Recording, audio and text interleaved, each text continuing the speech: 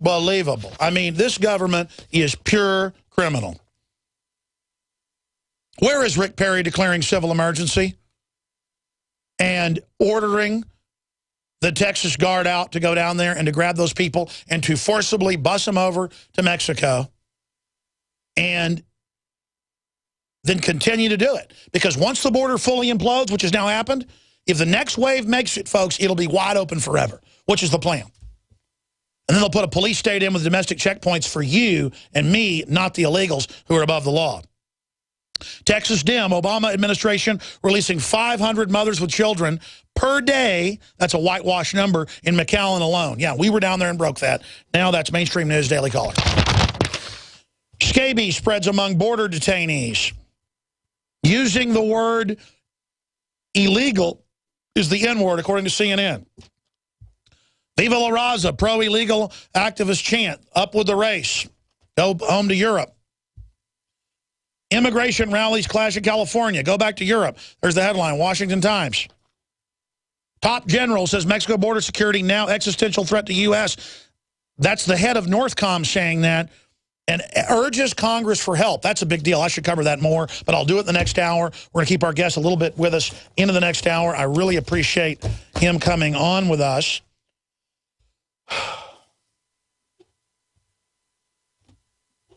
This is such a big deal, what you're about to hear in the next hour. The death of money, the coming collapse of the international monetary system. And what's in the news today? There is an acceleration out of the dollar by allies like South Korea, not just China, not just Russia, not just Japan, not just the Middle East. This is a huge deal and being done by design. Because before global governance can come in, the dollar has to finally die. They're going to ride the horse till it dies. But we have a real financial expert with us. The first half of the interview, we're going to skip this network break. This is so important. With James Rickards, will be on the monetary issues and his new book and his last best-selling book as well, Currency Wars. Then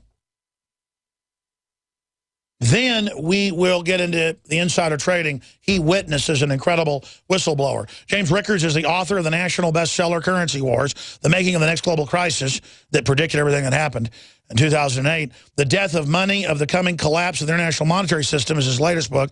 He is a portfolio manager and partner in the Merchant Bank based in New York. He's also a counselor and investment advisor and has held senior positions at Citibank, Long-Term Capital Management, and Caxton Associates. In '98, he was the principal negotiator for the rescue of LTCM sponsored by the Federal Reserve.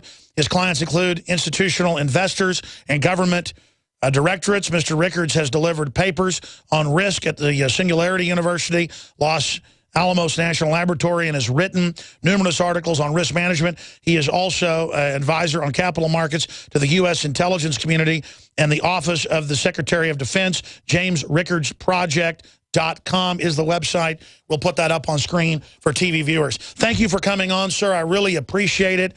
And you've got the floor to break down in layman's terms, but then more technical, what we face, where we are. And then I want to get into the big picture and basically how people can protect themselves. Thanks for coming on. Thank you, Alex. Great to be with you. And yeah, the new book, The Death of Money, you know, it sounds like a provocative title, but it's actually not meant to be that provocative. The international monetary system has collapsed 3 times in the past 100 years. It collapsed in 1914, again in 1939, and again in 1971. So these collapses happen every 30 or 40 years, and it's been a little over 40 years since the last one. Now, that doesn't mean it collapses tomorrow like clockwork. It just means that no one should be surprised if it does. And there are plenty of warning signs, official actions pointing very much in this direction. And then, so what I do in the book is I take the reader through the instability of the system. I say, it's not a question of committing errors in the future. The errors have already been committed. The blunders have already been made. It's like snow that's piled up and we're waiting for the avalanche. We're just waiting for that one snowflake to bring it all tumbling down. So that's actually fairly foreseeable. But what I try to do is say, okay, when that happens, because it has happened 3 times before, what comes next? What will the future international monetary system look like? And then go all the way back to square one. What can investors do today to sort of prepare for that? So that's the big picture. You know, my first book, Currency Wars, came out in 2011. And if you open up to Chapter 8 of Currency Wars, guess what's there? It talks about Ukraine, Gazprom, Russia, natural gas as a weapon, et cetera. In other words, all the things that are happening today were in my 2011 book. If you want to know what's going to happen 2 or 3 years from now, read the new book, because that really is the purpose, is to look over the horizon and see what's coming. Obviously, everyone should get the book. Everyone should get the book, and it's available. You can link through at JamesRickardsProject.com or Amazon, you name it. Go ahead. Let's get specific with regard to the dollar, Alex. You know, when you write a book and it comes out, hopefully you get a lot of things right. But one of the things you ask yourself is, well, did I get anything wrong? Is there anything I might have missed? And looking at the book, which has only been out for a few months, I would say the one thing is things that I thought might take a year or two to play out are actually playing out now. No, this collapse is happening faster than I thought, even when I wrote the book last year. And just to be specific, imagine a stool with 3 legs, and resting on the stool is the dollar. And the 3 legs are Russia, China, and Saudi Arabia, the 3 props, if you will, under the dollar. Let's take them one at a time. Saudi Arabia, that's basically the story of the petrodollar. You know, in 1974, in the late 70s, the dollar almost collapsed at that time. We had 50% inflation between 1977 and 1981. We had 3 recessions back to back to back. You know, the price of gold went up 2,000%. It was a complete run on the dollar.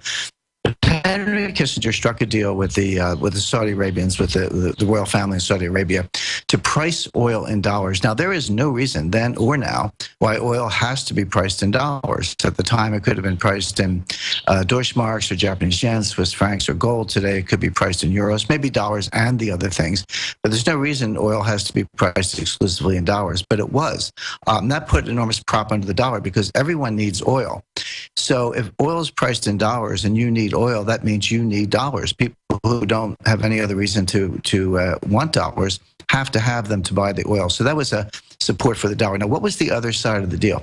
The other side of the deal is that we, the United States, would guarantee the national security of Saudi Arabia. We would prop up the House of Saud.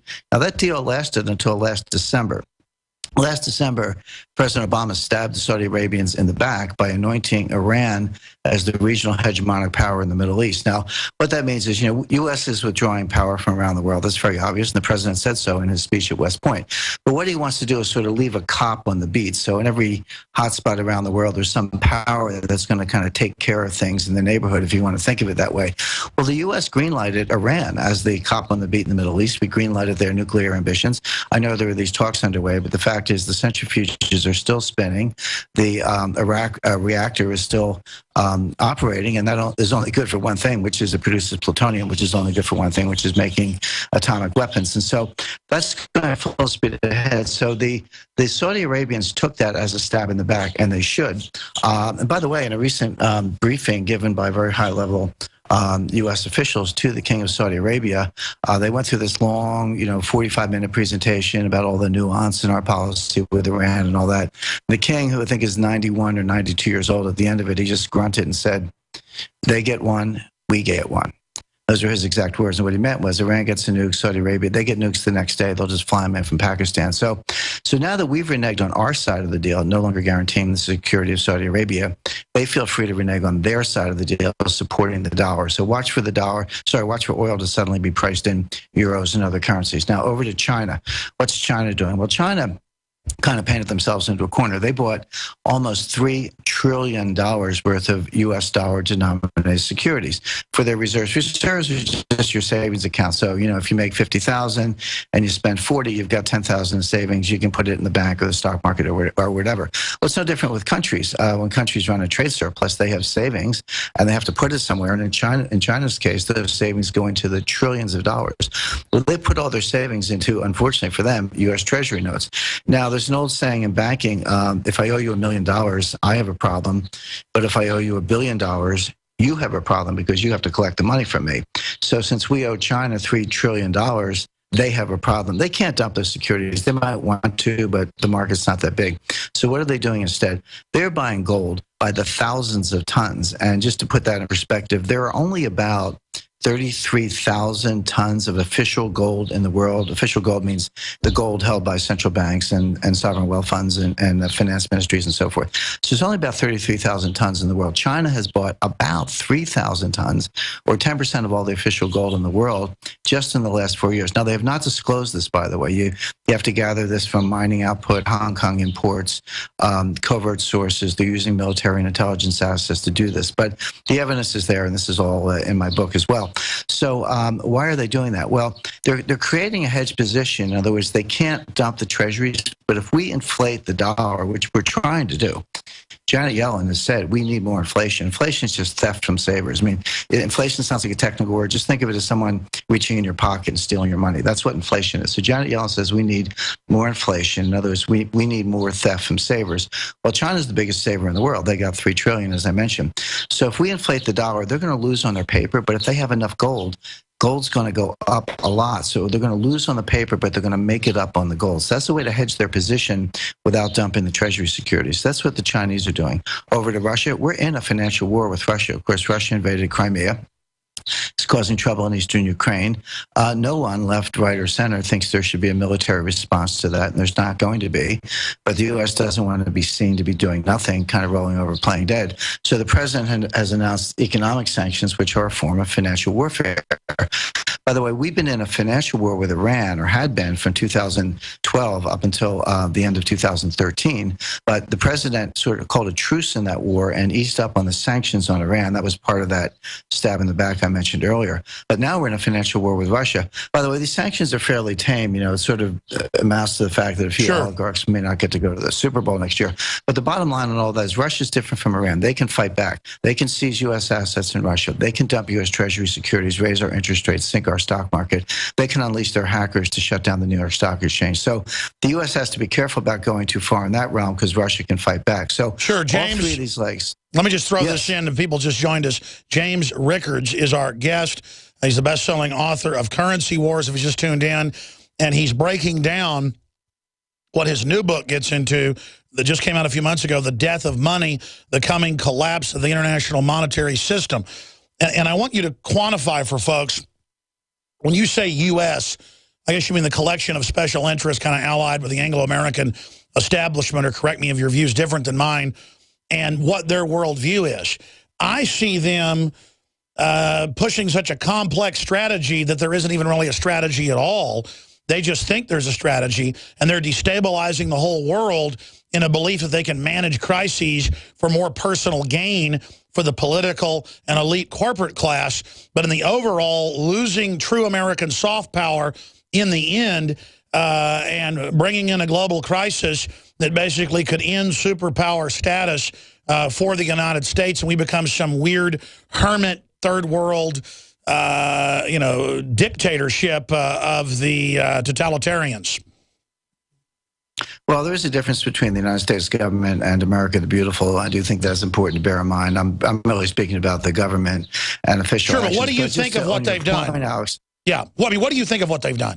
Well, look, I just I don't have to get into any hidden conspiracies. I just take their actual words. I met with members of the Federal Open Market Committee. I've met with central bankers, and privately, not publicly, but privately, they will tell you they don't know what they're doing. They are making it up as they go along. Exactly. They say, we try this. If it doesn't work, we pull it back. If it works, we try a little more. I mean, the Federal Reserve has had 15 separate policies since 2009. You know, the forward guidance, first it was 2012, then it was 2013, now it's 2015, QE1, QE2, QE3, which had Part A, Part B, Operation Twist, Currency Wars, you know, you name it. I mean, on and on and on. When you have 15 policies in 5 years, you don't know what you're doing. Exactly. So bottom line, bottom line, Judgment Day is coming, and the question is, what will Judgment Day look like? Well, Judgment Day will look like a collapse of confidence in the U.S. dollar. And, you know, people say the dollar isn't backed by anything. Actually, it is backed by one thing. This is what Paul Volcker says, and I think he's right. It's backed by confidence. Yes. People believe the dollar is a store of value, they will continue to use dollars. But the minute they stop believing that, the dollar can collapse like a house of cards. Now, the problem with the Federal Reserve in particular, and I would say the U.S. Treasury, they take confidence for granted. They assume it's always going to be there. Therefore, they can do any policy they want, and it's all good. But confidence is fragile. It can be lost quickly. And once you lose it, it's very hard to get back. All right, James Rickards is our guest. He is a heavy hitter. Comes highly recommended by Max Keiser, but I'm familiar with his work separately. And he's really given us the non-political straight dope on what he thinks is going on. And it's not really what he thinks. Like he said, most of this stuff is on record. We're going to find out the time frame he thinks for the collapse, how bad it's going to be, what you can do to protect yourself straight ahead. We're on the march. The Empire's I'm on Alex the Jones. run.